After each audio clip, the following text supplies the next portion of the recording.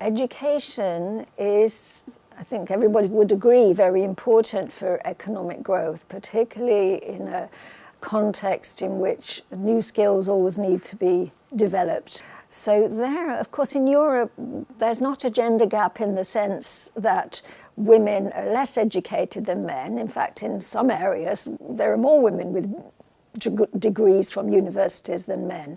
But when you look at the subjects that those degrees are in, there's a big gender gap in STEM subjects. So addressing that gender gap in education, I think it'll be important for economic growth in the future.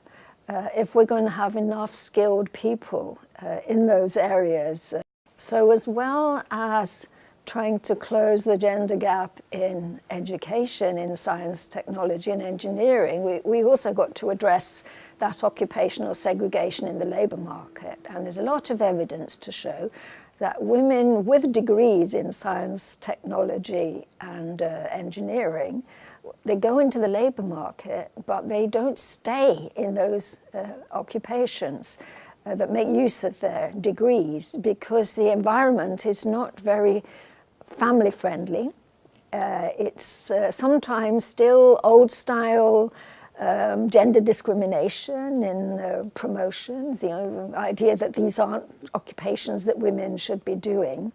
So we've got a challenge of closing those gaps in the labour market as well. So there's another gender gap that's very important for the economy, and that's the gender gap in unpaid work. Everywhere, women do more of this than men. Men contribute to it, but women do more of it.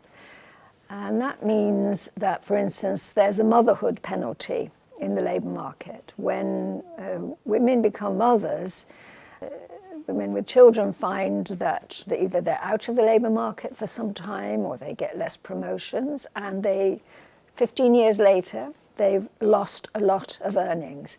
There's not a fatherhood penalty.